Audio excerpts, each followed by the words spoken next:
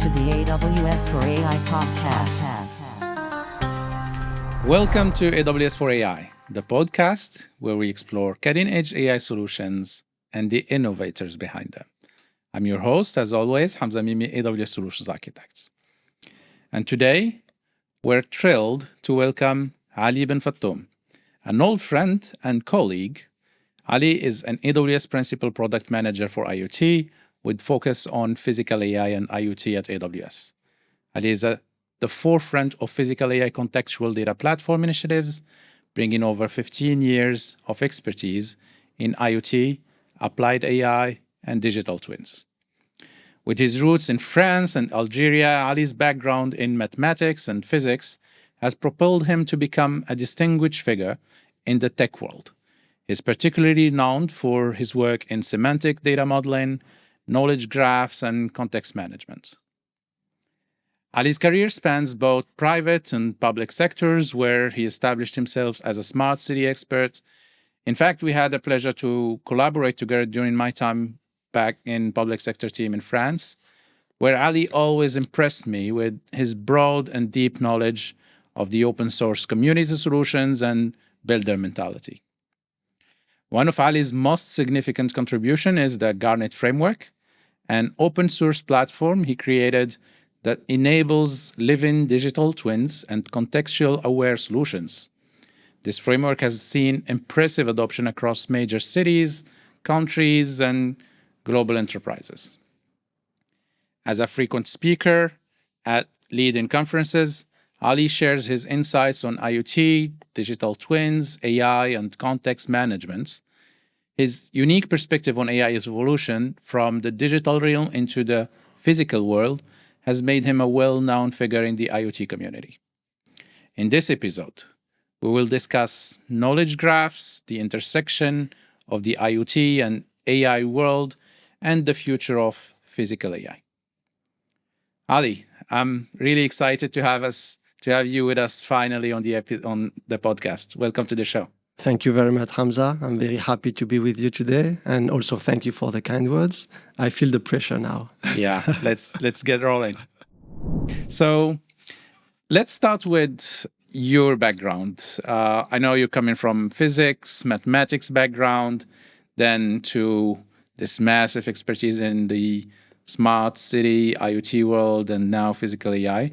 Can you talk a little bit about your background and how you reached out to the point where you're currently principal product manager for IoT and focus on physical AI? Yeah, so I studied mathematics and physics, like you just said. With at the end, I kind of focused on telco. So I was looking at the mobile network, the propagation, radio propagation. That was all these things that was fascinated about, because seeing signals on the air and transmitting information. I was always fascinated about how these things work behind the scene. And so then I started my career in almost for 10 years within Research and Development Institute. So I was more an R&D guy, R&D engineer, around IoT and AI, but mainly on IoT and with a passion for smart cities also, like you described, because I believe cities are the most, I would say, complex systems. And I always thought that if you manage to solve cities' problem, whether it's transportation, energy, waste management, you are in a good shape to solve, any problem in other domains, whether it's for buildings, automotive, or manufacturing. And so I joined AWS almost 7 years ago. Yeah. In the beginning in France for a few months, and then I moved to London before coming in the region like almost 3 years ago. And during my career, I wanted to expand on the strategic and business sides. So I did another master on project management, and also in 2018 an executive MBA. And actually, that's the reason. That's the funny story. Is actually why I joined AWS.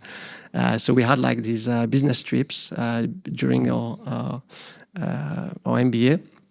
And one of them was in Seattle. So we met all the big companies from Seattle, whether it's Boeing, and one of them was Amazon. And actually, one of the person who presented us Amazon was from AWS, and specifically from AWS IoT. And I was already like in IoT for 10 years, and I didn't know actually that AWS was working on IoT. I think they were just released like 2-3 years back their first IoT service. And then I said, oh yeah, this is actually very aligned with what I do, with that I want to do. And so I studied to pass the solution architect certificate. Nice. And then that's how I applied and joined. Excellent. And 7 years went by. You had multiple roles at AWS. What's your role today, and what are you focusing on? So I mainly had IoT roles within AWS. So I started as an IoT consultant for a few months in Paris, and then I moved to being an IoT specialist SA, solution architect, in the public sector team. And that's actually where and how we collaborated. And that's also at that moment that I started to create what would become the Garnet Framework that initially was called the Smart Territory Framework, because actually the initial idea was to solve this silo problem that cities have through a platform, an accelerator that customers can leverage to build their solutions. And then I realized that it was applicable to any domain because breaking data silo is something that you see in enterprises, public sectors. There is no only a data problem for cities. And then I moved to what we call internally the service teams, so the product teams. 3 years ago as an evangelist for a year, and then clearly moving on the product side because I always wanted to influence the products. I like these both aspects where you can talk with customers, understand what they want to do, what are the gaps, and then go back to the product side and say, okay, that's what we need to work on. So you now have the full cycle from talking directly to customers, engaging with customers, to actually influencing and building the products. Yes. Now, in your current role, what's your focus? So I'm focusing right now on applying, AI within IoT, the IoT space, and especially physical AI, because I think that's the next evolution of what we see today around agentic AI. So I believe that in a few years, all these agents we see today, most of them will be probably in physical machines. And so that's what I'm looking at, and that's a fascinating topic because that's at the intersection of robotics, IoT, and AI, and edge computing. All all topic I could talk about for days. Yes, and we'll try to sum up some of these topics today. You talked about the Garnet Framework. Let's start with that. What's the Garnet Framework? So you actually did in the intro. You provided a good definition of what the Garnet Framework is. It's an open source framework that enables our customers and partners to build living digital twins, and I will explain what are living digital twins, and context-aware solutions through dynamic knowledge graphs using open standards, especially the NGSI-LD standard, which is an ETSI standard. And why actually this standard, specifically because it provides a standardized interface, so an API to access, interact with the knowledge graph, and also a graph-based information model, basically some semantic ontologies to define the context. And this is key even today for agentic AI solutions, but even in the future with physical AI, to be able to describe the real world. And so this information model describe the world through what is called entities. So everything that exists in the real world is an entity. You are an entity, I'm an entity, this table is an entity. The temperature in this room can be also, or the sensor measuring the temperature can be an entity. And then these entities, they have properties, like, you have like a name, you have a last name, you have dynamic properties like the age, and also the temperature in this room is a dynamic property. And then they have also what we call relationships with one or other or many entities, and that's what makes this information model graph-based. And so you can say, for example, in this room, the temperature is 22 degrees Celsius, and this had been measured by this specific sensor in this specific room, on that specific floor, and so on and so on. And so that's what Garnet Framework enables you to do, to describe the context and to break down data silos, because today you have, like in many companies, what is called the missing knowledge problems. So you have all this data in different databases, in different systems, with all their own APIs. And when you want to consolidate this information to extract insights, you can't, because if you fetch the data from one silo, you will have a partial view of what in the real world is actually interconnected. And so if you look at HVAC systems, for example, and the temperature or the AC in the room, these are connected, but sometimes this data sit in different systems. And so the whole idea is to aggregate this data and provide a common semantic to describe this data, the relationship between this data, and how this data evolves over time, to provide what we call a digital twin of systems, which is basically a virtual replica of systems that exist in the real world, systems or events or even persons. And so you can have not only like a description that would be just a static digital twin, but really following exactly the same movement, the same behavior as this system in the real world. So this is at the foundation of the data aspect as well. Before getting into the data, into the AI part and training the actual models, for large language models, even multimodals that we're seeing today, they're training on text that's available everywhere on the internet, images, videos, audio. But through this, we're going to that additional layer where we're actually training on real-world data. Yeah. The Garnet Framework brings tools and methodologies and standards to build that. What's the user experience if I want to start using the Garnet Framework? I probably also already have some expertise with open source tools. What's the standard way of approaching the Garnet Framework? So the Garnet Framework is what you call a CDK application, Cloud Development Kit, which is also an open source framework AWS provides to deploy your infrastructure in the cloud. And so it's basically behind the scene a CloudFormation template, but you can using programming languages to define your resources and infrastructure. You don't need to do that because we did it for you in the Garnet Framework. So with 2 lines of command, you deploy it. And then you have that system that includes a data lake, a database, an API, all abstracted. So you have an endpoint you can interact with to create your knowledge graph. And it comes with built-in function that most of them are actually part of the NGSI-LD standards, like temporal capabilities, so time series. So you can basically capture the evolution of entities over time. You have also geospatial capabilities. So you can, filter entities based on their location, based on whether or not they are part of a specific area, and you also have a very powerful capability that is called subscriptions. It's basically enabling you to create conditions that you want to monitor. You basically monitor specific events, and when this event occurs, then you are notified. And you combine this subscription with geospatial to do, for example, geofencing, right? And so you have that, like that's when you deploy, you have these capabilities, and then you're going to connect context producers. And what is a context producer? It's basically just a system that will fetch data or pull or get the data pushed to the system from a data source using any format, a proprietary format, any technology you want, any protocol, and map it to become an NGSI-LD entity that the Garnet Framework can understand and connect with other entities. And these entities, they have like what is called types. So it's like category.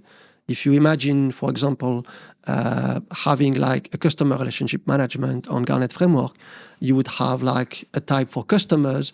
You would have a type for memberships, whether they are members of a specific program and so on. And so you could connect a customer to his membership program through relationships, right?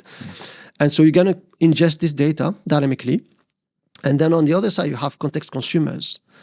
And like a few years ago, mainly it was dashboarding, it was analytics platform, because we provide also a built-in data lake. Every time the knowledge graph is updated, then the data is also sent to the data lake. But now what becomes very interesting is the interaction with agents, AI agents, because there are multiple, I would say, benefits of using this approach with AI agents. The first one is because the data is formatted, structured in a standardized way, you can easily teach your model how to understand what is an entity, what are properties, what are relationships, what the type is about, right? The second aspect is the orchestration. Because, like I said, you have this NGSI-LD subscriptions that enables you to trigger a notification. You could, when there is a specific event, like in the real world, like a temperature dropping below a certain threshold, that would create an event that you can trigger then an agent with the full context. And I will explain then the difference between the context in regards to LLMs and the context of the real world context when it comes to context management within solutions like Garnet Framework.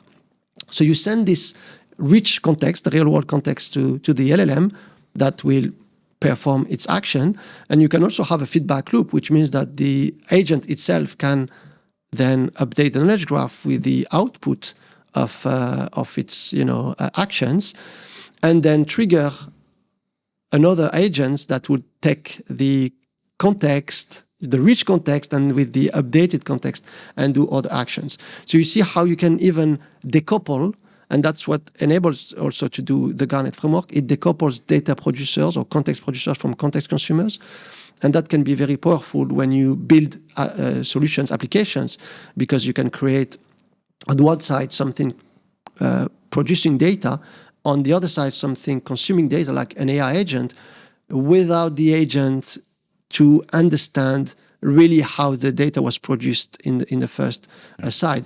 Which means that at one point, if you do an AI agent, for example, for any industry where you have like different vendors providing different sensors, if you want to update your sensors or add new sensors producing the same kind of data but through a different format, then you don't need to update your agents, because the agent, the only thing it consumes is standardized data. Yeah. So it increased the velocity, the sustainability of the solution. You talked about a lot of concepts I want to dive deep into. Maybe let's start with, before going into the AI agent part, I want to dive deep into the knowledge graph and the NGSI-LD. So what's that? Okay, let's actually step back on the context side, because then I'm gonna it's gonna help me explain why knowledge graphs are important when it comes also to LLM.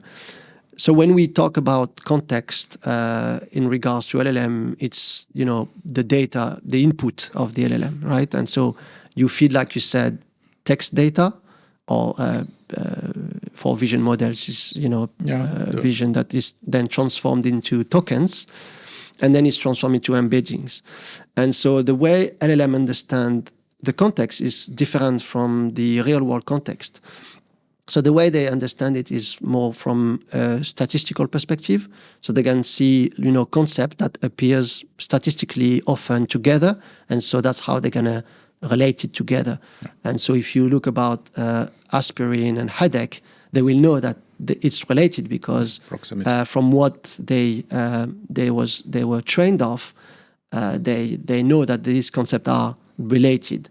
And so when you feed context to an LLM, the LLM will check the whole context and understand through what they call, from the LLM perspective, context, the relationship between the concepts. It's a semantic that you provide.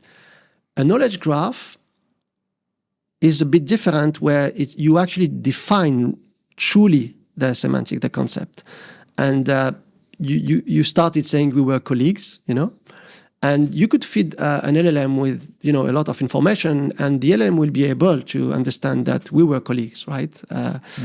Through like I said, these statistical techniques. But the knowledge graph will tell you exactly on which project we worked. That even, for example, the language we speak, saying that we could switch in French, and this would be, okay for us to be, to be talking together. And all these things are defined in a knowledge graph. And so the knowledge graph enables you to create relationships between, entities and define these concepts. People often confuse knowledge graph with graph databases. These are actually close concepts, but Yes. on one side, knowledge graphs are, this is the digital representation, and graph databases are a technology to store knowledge graphs. Yes. But you can store knowledge graphs in other technology In relational databases. Yeah, databases, you could even, and that's actually behind the scene, what we use today within the Garnet Framework. We use a PostgreSQL database to store this knowledge graph. So this is really important because, and it's not one or the other, right? So the kind of statistical semantic that LLM understand would enable you to have like similarity search. If I tell you, I want to go to the office using a shared bike, the LLM could understand that, you could also want to use an e-scooter, right? A knowledge graph will tell you then, actually, if you search in the Garnet Framework, for example, about all the scooters and e-scooters and bikes, there are these stations where you can take them. That's where you can go, and that's that will give you the kind of the grounded experience that you need. So for me, it's a combination of both. Now we need to get to the NGSI-LD. That's a terminology you used, and for people who are not familiar with the standard, what's that? Yeah, so the NGSI-LD is the specification defined by ETSI that define this interface, the API. So if you want to query entities, over time, if you want to query entities through their geospatial capabilities, you have a whole definition of this API. Yeah.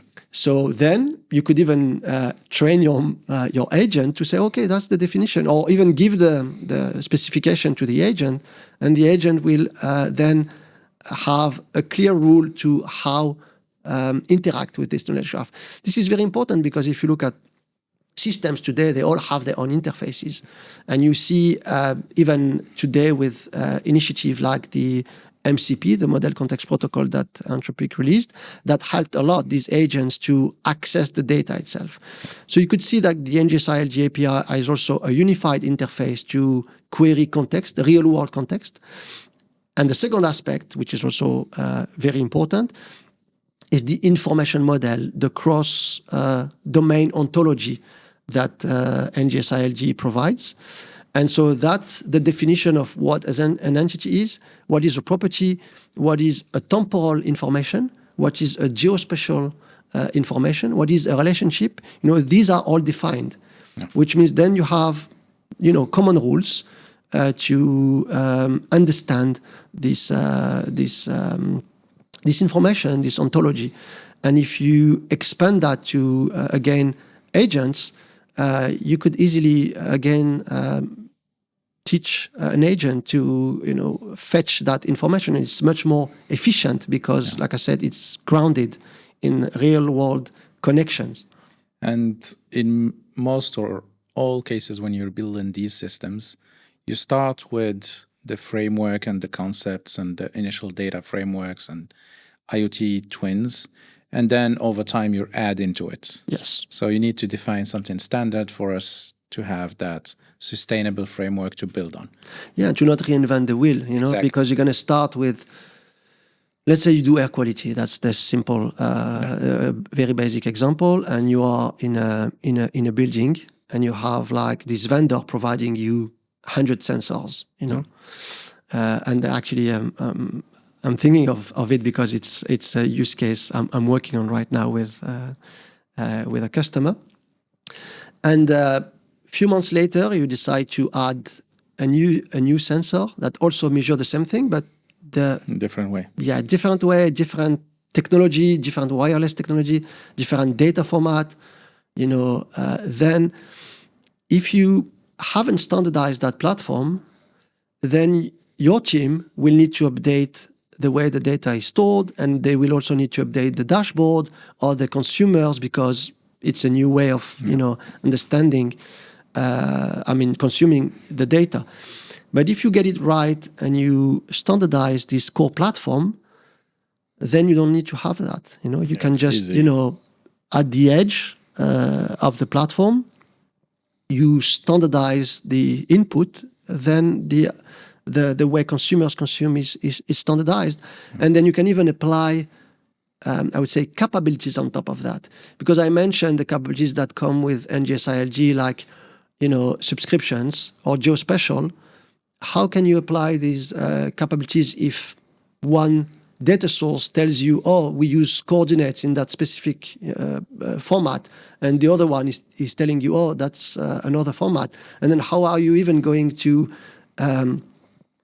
compare temporal values? Oh, I'm using that format. Oh, I'm actually GMT, or I'm using Unix timestamp. Yeah. So even having these common rules, it's very important, even beyond AI, actually, just from a data perspective, it's very important. And it saves you a lot of work. Yeah, and you can add additional producer, additional consumers, Exactly. additional workflows. Very flexible, yeah. And it stays flexible and allows you to succeed in the future. Yeah. I want to switch to talk about physical AI now. First, let's define what's physical AI, because this is a wide topic of discussion right now. From your perspective, what's a physical AI? So we actually mentioned, LLMs, agentic AI solutions. Now imagine that these solutions, they are in the real world, in physical machines, and they can act on the environment. This is what physical AI is. It can be drones, it can be autonomous vehicles, it can be robots. These systems, they will basically be able to perceive the environment, and that's why I really wanted to emphasize the context aspect, because now context is physical context, environment, pressure, spatial context where the physical machine is. So they will need to perceive all this physical environment. Then, like LLM, they have like this reasoning component where once they understand, or once they perceive, they need to understand the context. Get the reasoning aspects, and the third component, which is the action part. Once they understand the actions, and they need to command or perform precise actions, whether it's grabbing an object or in a production line doing some specific actions, and so that's what physical AI is this ability to act in the real world, reason, perceive, act, and perceive, reason, and act in the real world. And this actually, when we think mostly about physical AI, we think about robotics, but it's not only robotics. No, right? It's not only robotics. It can be autonomous vehicles. It can be any action that you can take, from lighting a switch to automatically change the speed of a certain machine, or doing any actions based on whatever inputs you're having, and getting that decision from an AI model that understands the physical world. That's exactly that. So you have like this, like I said, these three components, and at the moment you have, I would say, a physical machine that is able to perform these three components: perceptions, reasoning, and action. Then it's. So let's now think about this full picture from, we've established that foundational data framework with the Garnet, for example. We have that foundation for getting the data, and now we have those models that are able to ingest on a standardized way, the available data of whatever system you're trying to control. What use cases you imagine this would have the most impact on? Yeah, so one note before answering is on the model side. Yeah. So in the physical AI world, it's actually already happening. You will see what is called vision language action models, which are different from language models or vision models, because they are able to act on the real world, which is actually a big challenge when you think about it, because when you perceive in real time and reason in real time of what you just perceived, while taking action, for us human, we do that it's natural. It's natural. I talk to you, I look at the light, everything's happening in the same time. I move my hands. I know that I can't move my hands too far. All these things, as a human, we do this, right? But machines, they need to ingest a lot of data actually to be able to do that, and also performing an action while anticipating the other one, or even thinking about the one that they just did.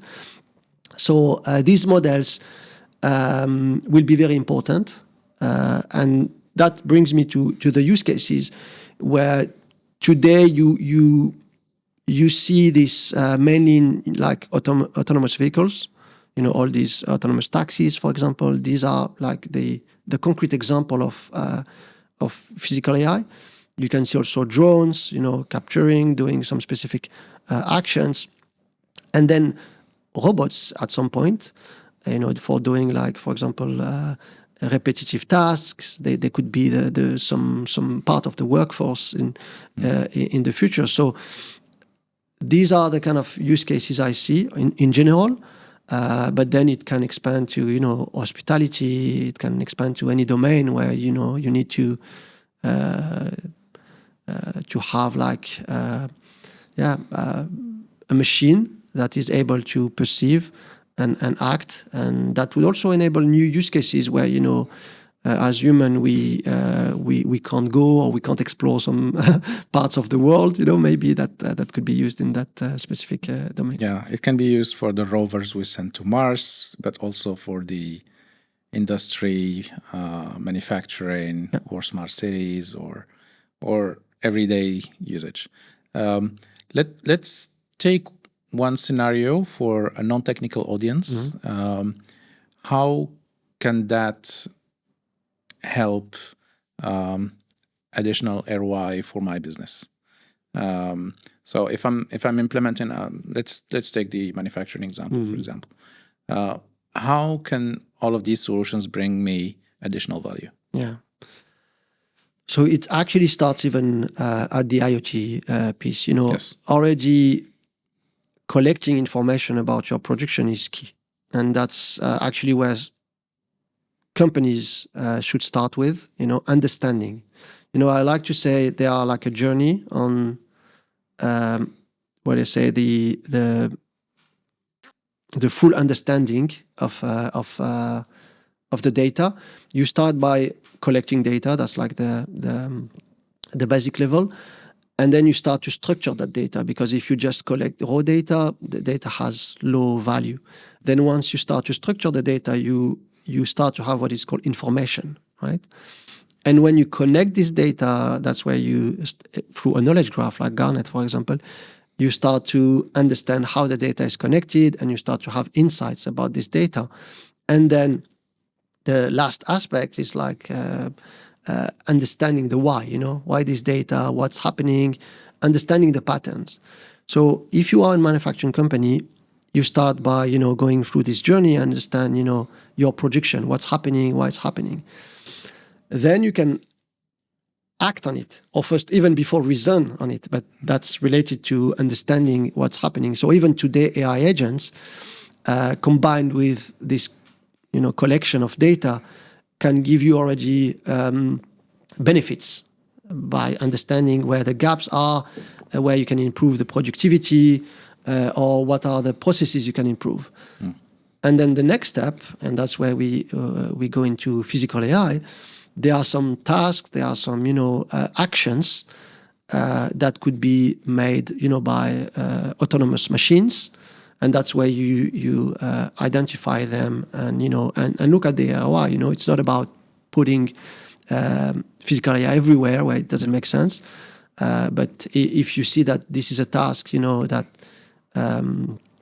an autonomous physical system can do, then that's where it makes sense. But you can't decide that if you haven't done the work on the data of the data side, because even the AI system, and that's what I used to say to customers and partners I work with, agentic AI, you can do amazing things, but you will always be capped by the quality of your data. And that's why context is very important, because if you provide rich context to this system, then they will be able to perform much better than if you don't. And physical AI, the context is even more complex. So it's become even more important to feed these robots with very important, very rich context. And maybe one note on the way even these systems might share context. Today, even when we do AI agents orchestration, we basically share, raw data, plain text. And I believe that in the future, assuming that there is a standardization on the way we produce these tokenized tokens or these embeddings, we could see like machines communicating through a more efficient way, which is through tokens, because at the end that's how they process the data, right? Yes. So if every time you need to transform the input into embeddings and then go back and for a machine-to-machine communication, it's not efficient. So maybe in the future we'll not be communicating on human readable, but embedding communication protocols. Yeah, similar to, actually, I like to do this analogy, similar to the web, when we started to have like these HTML languages and all these web semantic, even to be able to share data between websites. I think that's going to be the same with physical AI, where we'll need to find ways, and even from a wireless or even from communication technologies, we will also need to find a way to aggregate different techniques and be able to connect the vehicle with the parking meter. So I remember some of the early protocols on the web, like SOAP. Yeah, yeah.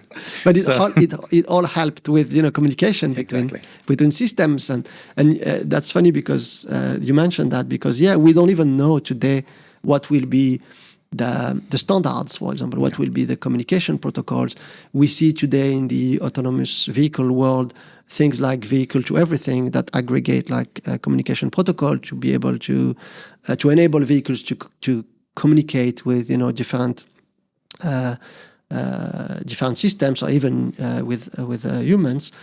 And so I believe that's gonna happen in physical AI, but we are so early stage, so I couldn't tell you what exactly is going to be decided, but I think it's important that the industry standardize we're in a stage where multiple proposals are being pushed by everyone, and at some point we will have standardization that allows that everyone uses the same standard for communication. And that's how human language actually evolved. So the IT world always follows. Just to the use case point, so you mentioned for the manufacturing use case, we can now imagine a situation where manufacturing, for example, will have, currently they're optimizing for automation, and automation currently or in the past was hard-coded movements that are always the same. And then you always have that big red button to stop when something is slightly different.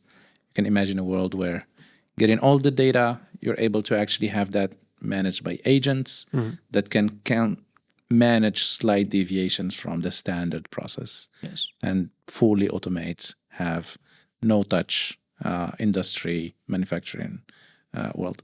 Can you talk maybe about some of the, let's just focus first on the IoT part.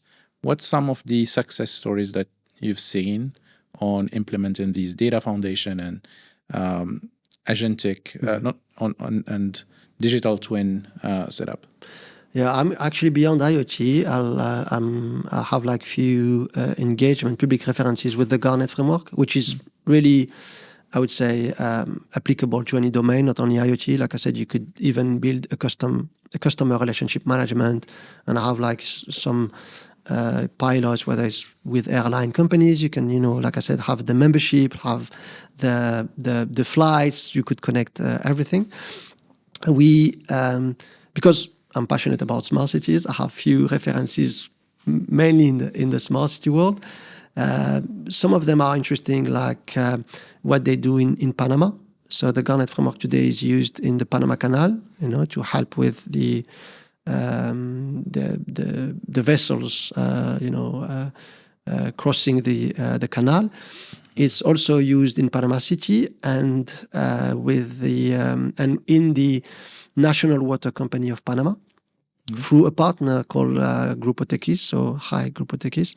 They built a platform, and actually what is interesting with these three customers is that they share data together. And for example, because for these three, they have similar challenges around water. So that's what the National Water Company of Panama is involved. So the National Water Company of Panama has like water quality sensors.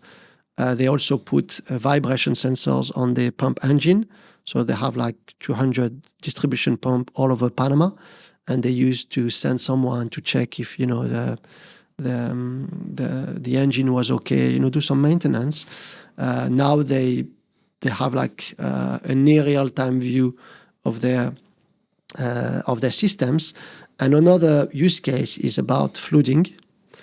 And this is actually something they need to share also with Panama City, of course, to respond, and even at the Panama level to respond to, or anticipate flooding, to be able to better respond, and also to Panama Canal, because they are, water for them it's important, because depending the level of water, the operation is completely different. Yeah. Another interesting use case is with Madrid, and again, hi to our friends with Madrid. So they have actually this vision of agentic cities. And so that's where we could even see this evolving into physical AI in the future, to even, cleaning the street, do these kind of actions. And not only fully autonomous, but I also see probably many cases where it will be about human collaboration with these autonomous systems. And so basically, asking a system to perform some specific actions based on the environment that this system is able to sense, to perceive. And it's like today when you ask to an LLM to perform or to do some research for you and to give you an output, or to help you, write better emails. You could imagine in the future that this autonomous system would be also the same. You would ask them to clean or to garden for you, to do this kind of things. Excellent. To get to that agentic world, a first step is the digital twin part. Yeah. Can we talk a bit about why digital twins? What's digital twin, and why they're critical for the physical AI? Yeah, so digital twins is really this virtual replica of your systems, and why it's important. It's already important for me, even in the agentic AI world today. But I will explain more in detail, and it will become much more important in the physical world, because you will need to understand how these systems operate, what made them take these decisions. And it's already the case today. If you have like 1 million of agentic AI, AI agents, and they use a specific LLM, specific version, specific, number of parameters, specific input, output, the prompt, the accuracy, all these metrics. Today we do agentic solutions, but we don't really, look at them. In the future, when we will be in physical AI, we will really need to apply this kind of agentic or digital twin concept to AI agents. That's what I call agentic twins. I haven't invented the words, right? It's the way I describe it. So I think this digital twin concept is very relevant to AI agents and will be even more in the physical AI space because the system will have battery maybe level. They will have physical constraints, and we will need to understand what created the conditions of the output. And if you are not able to monitor that, I think you miss a big source of information for improvement, for understanding the patterns. So yeah, digital twin is very important. And another aspect of why digital twin is important is because we train the LLMs with basically internet, to roughly, summarize it. You won't be able to do that with physical AI. You can't just send your autonomous system in the field and say, okay, you know what, just do for 3 years all the tour of this manufacturing plant, and then once you trained, we're gonna, So you will need to use synthetic data and simulate this, and that's where digital twin, because having this virtual replica, and so understanding how the physical world works and simulate it and train the systems with it.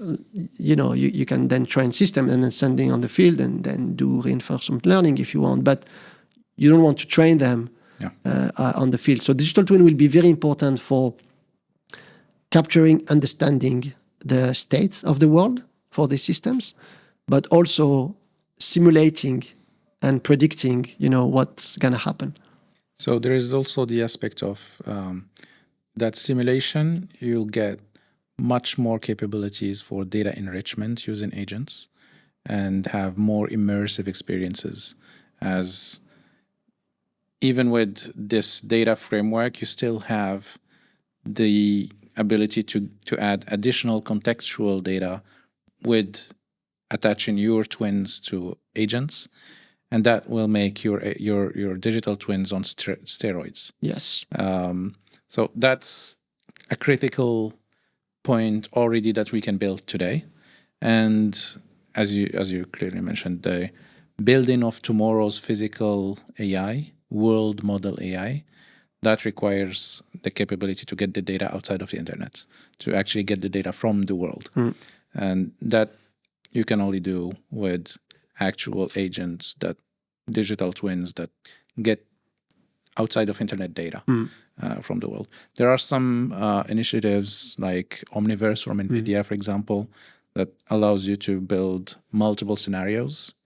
I don't know if you're familiar with this. Actually, they are at the edge, no pun intended, on this topic, because they know exactly how to build solution to simulate, and they understand that the training part of even these new models, the VLA models, will be very important. And so I follow what they build on NVIDIA side, especially around the omniverse platform and digital twins. So I expect the world tomorrow will be fascinating with these models coming in, and then in order to get most ROI from that, you need to build actually your data framework. Yes, and even when you mention simulation, this is not disconnected, and even the output of these agents, they are not disconnected from the data foundation I mentioned, right? You should see it like as even a feedback loop. So you have like the everything you capture from the real world or even from software systems, all this information that feeds your knowledge graph that will trigger or help you simulate these systems, train them, but then it can goes back to the knowledge graph even in terms of prediction. So if you have a system, for example, that predicts any output, this can be back to the knowledge graph, whether it's for auditing, let's say, for example, that was even at the LLM level, what's the LLM predicted, right? And so you can, over time, understand, especially with these time series temporal capabilities, you can understand, what was the output and understand what input created the output in some way. But even for simulation, the results of simulation can be also stored in the same single source of truth and connected through relationship. So then there is obviously there will be a way to design your model, information model, not AI model, your information model to capture this information and to deliver them the efficient way. But I think this is very important to connect all this data from the past, the present, the future, simulation, prediction, all together, because they are key information. If I am a CEO today, I know that the innovation will continue. And the only way I can prepare for tomorrow is by building that foundation that can actually change and evolve on a standardized way as new innovations, new consumers and producers of my data come into play. So yeah, that's fascinating. Can you maybe talk about how you actually build that on AWS, that data framework foundation on AWS? I would tell you use the Garnet Framework. Okay. It's open source, so even if you can tune it, you can make it your own. You can, we have partners, they are building their end-to-end solutions on top of it, So the Garnet Framework is open source, but it's also supported by native AWS services. Yes. So if you want to build it out, you can use it on-prem, but you can also as long as, we use open source technologies, and the reason we introduced AWS native services was, to make it better for customers, more efficient, because they don't need to worry about the scale. That's why we did it. But you could, if you find an equivalent of these, messaging capabilities, for example, databases, container orchestration, all these services, they are equivalents actually. And so if you want to maintain this by yourself, you could migrate the Garnet Framework on-premise. That's something that you could do. Yeah. So as always at AWS, we're trying to remove the heavy lifting. Yeah. So if you want to build that, you can have managed services that provide most of the capabilities, and then you build on top of that. Yeah, and an ecosystem of partners. We work with partners. They can help you because it's a framework, right? It's not a platform, so there is no user interface. All these, it's not a solution. It's not a solution, and so it's like an accelerator. What I used to say to partners and customers is like, let's say you wanted to build this fully featured platform. You would, on AWS, you would start, hire a team, develop the team. That would take you like 1 year, 2 years. We did it for you.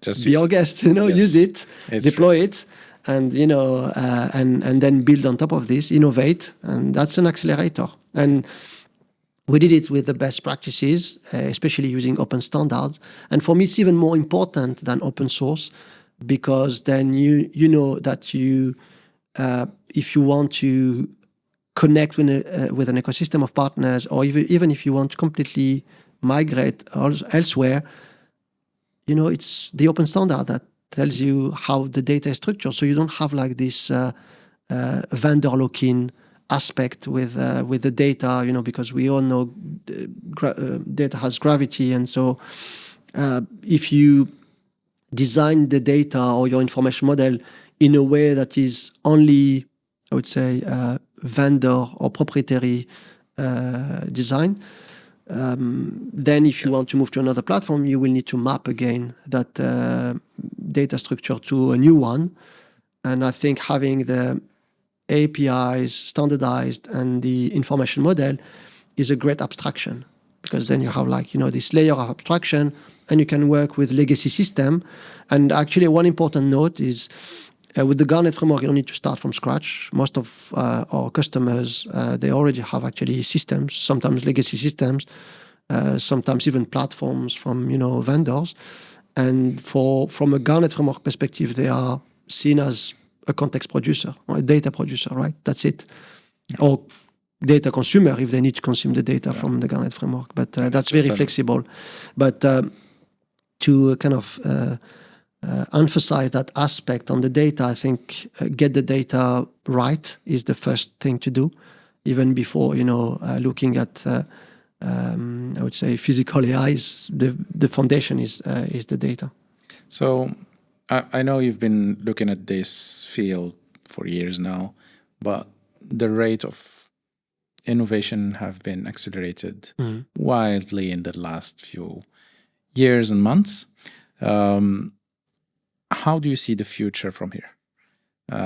How do you see the trends that you expect are coming in the next 6 months to 5 years, that will impact how our customers at AWS are building things, but globally the world, how they're approaching these technologies? So I'll start with the holistic view. I'm optimistic, so I always think that we are going to improve the way we live, the way how we can reach equality and all this equity and all these important missions. And so I believe that physical AI will help with that as we manage to automate things and produce more value for humankind, basically. And from a more, I would say, tactical and concrete approach, I see now more models, LLMs, being released. I think at some point we won't be able to increase as much as we increase the performance the last 2 years, because like you said, it was like at a very impressive pace. So what I think is going to happen is probably now looking at different maybe techniques to process the context, maybe also standardizing the context, improving the communication between these aspects, and I believe this is going to become part of our habits as a technical professionals, the same way internet has become like obvious for any action, any work, any enterprise. I believe these agentic systems, whether they are software or maybe in a more long-term future on the physical AI space, I think they're going to become like just software and systems. You're going to just say, oh, I have a new software, and behind the scene it's going to be an agentic AI. Yes, right. Yeah. But for you, it's going to be the basic software, and same for machines. We already have like devices, robots. Even if you look at some vacuum cleaners, they are robots, right? And they map your house. They are able to do some smart things. But I believe that in the future they will be able also to reason, and you will be able to interact with them, and so they will just become like the normal standard commodity. And so all companies, when they're going to build these systems, or where they're going to consume, or even from customer relationship management perspective, I think this will become the new normal, and the companies, they need to prepare, because things are going fast. Any final words, thoughts to our audience from this AWS for AI podcast about building on AWS, about building IoT, physical AI solutions? They are fascinating topics, and if you are as fascinated as I am, as passionate as I am, please reach out. I think within AWS we have like I would say a collection of services that enables you to build from the IoT up to robotics, storage, databases, get your data foundations right with the Garnet Framework and AI solutions. And so I'm actually excited to be within AWS, just because I have this big toolbox that I can play with and try new things, and I hope the customers are as excited as I am. I know they are. We are both talking to customers, and they're fascinated about these works and a lot of projects ongoing. Thank you very much, Ali. It was a fascinating discussion, and hopefully we'll have you again with us today. Thank you for having me, Hamza. And that wraps up our fascinating conversation with Ali Benfattoum. His insights into how AI is bringing the digital and physical worlds, particularly through the lens of IoT and digital twins, have been truly fascinating. If you like to learn more about Garnet Framework or connect with Ali, you can find links in our show notes. And for more AI learnings and exciting discussions, subscribe to the podcast and leave us a rating and review. And as always, until next time, this is Hamza Mimi thanking you for listening. Keep exploring, keep innovating, and we'll catch you on our next episode.